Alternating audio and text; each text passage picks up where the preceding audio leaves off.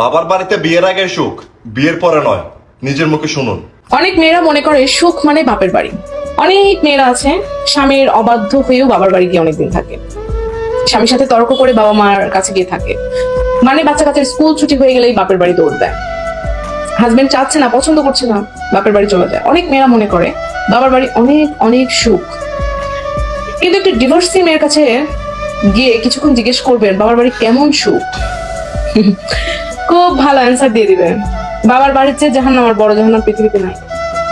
অনেক ডিভোর্সি মেয়ের কথা শুনেছি, তাদের একটাই কথা, আমার সিদ্ধান্ত ভুল ছিল, আরেকটু যদি মানিয়ে নিতাম, আরেকটু যদি ধৈর্য ধরতাম, আরেকটু যদি অপেক্ষা করতাম, আরো 2টা বছর যদি সংসার করতাম, তাহলে আমার এই সংসারটা টিকে যেত, আমার এই ভুলটা থাকতো না, আমি অন্যের কথা শুনে এই কাজটি করেছিলাম, আমি অন্যের দ্বারা প্রভাবিত হয়ে এই কাজটি করেছিলাম। এরকম কথাই তারা শোনা যায়। এবং বিশেষ করে ডিভোর্সি মেয়েদের কাছে একটা জিনিস জিজ্ঞেস করবেন, বাবার বাড়িতে কেমন সুখ ডিভোর্সের পরে।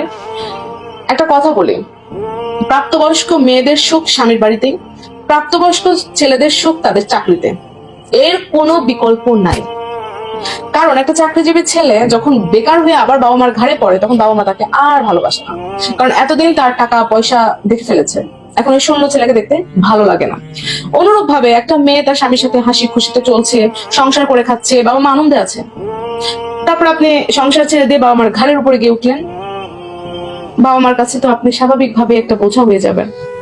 তারপর আপনাকে তারা আর ওই চোখে দেখে না। আপনি বাবা মার ঘরে যখন কিশোরী হিসেবে ছিলেন, তখন ছিলেন আপনি তাদের মেয়ে, কিন্তু আপনি তাদের ছেড়ে গিয়ে একটা সংসার করেছেন, আপনার সংসারটা আপনি রাখতে পারেননি, বাবা মার ঘাড়ে ফেরত এসেছেন, তখন আপনি কিন্তু তাদের কাছে বোঝা।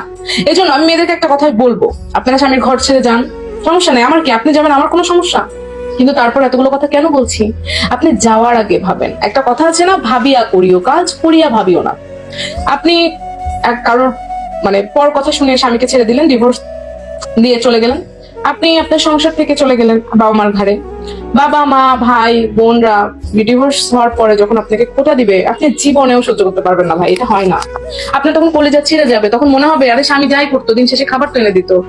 আর আপনার বাবার বাড়ি তখন আপনাকে নিজেকে মেহমান মনে হবে, তখন তারা কথা বলার পরে যতই আপনার খাবার সামনে দেখি, খাবারটার গলা দিয়ে নামে না ভাই। এই জন্য আমি মেয়েদেরকে বারবার বলবো, আপনারা ধৈর্যশীল হন।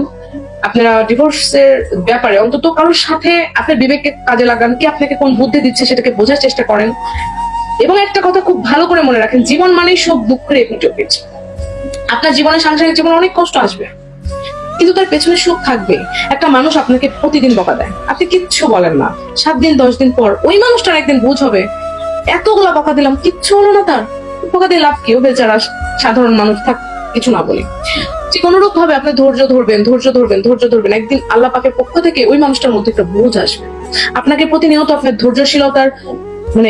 ধৈর্যশীলতা এমন পর্যায়ে আপনি নিয়ে যাবেন যেন সে দেখে মানে তার অপরাধ বোধটা জেগে ওঠে। আর অন্যের কথায় পরিচিত হয়ে কখনো নিজের সংসার ছেড়ে বাপের বাড়ি যাবেন না। বাপের বাড়ি তো সুখ না। একটা মেয়ের জন্য বিয়ের আগে বাবার বাড়ি মানে যতটা মধুর, মেয়েদের মাথার মধ্যে ওইটাই কাজ করে যে আমার তো অনেক আদর আপ্যায়ন, আমি তো অনেক কিছু জীবনে দেখছি, আমার বাপ মা আমার জন্য একদম জান প্রাণ উজাড় করে দেয়। বা একটা মেয়ের যখন বিয়ে হয়ে ডিভোর্স হয়ে যায়, ওই মেয়ের জন্য বাপ মা জান প্রাণ উজাড় করে দেয়। একটা ডিভোর্স মেয়ের সাথে কথা বলে ডিভোর্স দিবেন। আপনারা যদি মানে মনে করেন আপনার সংসারে তুমুল অশান্তি, তুমুল কষ্ট, আপনাকে একদম ডিভোর্সে যাইতেই হবে, যদি এরকমটা মনে হয়, তাহলে আমি আপনাকে একটা কথা বলি, আপনি ভাই কারোর কাছে যাওয়া লাগবে না, কোনো ডক্টর কনসাল্ট করা লাগবে না, কোনো আত্মীয় স্বজন বন্ধু বান্ধব কারোর পরামর্শ নেওয়া লাগবে না। আপনি খুঁজে বের করবেন যে কোনো ডিভোর্সি মেয়ে ডিভোর্সের পরে বাবার বাড়িতে থাকে, তার অভিজ্ঞতাটা জানার চেষ্টা করবেন, তখন সে আপনাকে বুঝাই দিবে আসলে কোনটা আপনি করবেন, কোনটা করবেন। একদম সত্যি কথা, কিন্তু পুরুষ মানুষের মধ্যে সব থেকে বেশি যেটা কম সেটা হচ্ছে ধৈর্য। রাগ বেশি, অভিমান বেশি। আর বউ মানে কি, বউ হচ্ছে সকল পরিস্থিতিতে বুদ্ধিমত্তার সাথে সমাধান করা। রাগারাগি মারধর করে বাপের বাড়ি চলে যাওয়াটা এটা কোনো সমাধান হতে পারে না। একটা সংসারে ঝামেলা হতে পারে, সবকিছু সমাধান করে দুজনকে মিলেমিশে থাকাটাই উচিত। আর শ্বশুর বাড়িতে শ্বশুর শাশুড়ি হয়তো অনেকে অনেক কিছু বলে, অনেক কটু কথা বলে, কিন্তু এগুলো এক সময় মেনে নিতে হয়। আর একজন ডিভোর্সি মেয়ে জানে ডিভোর্সের পর এক বাবার বাড়ি কতটা ভয়ানক।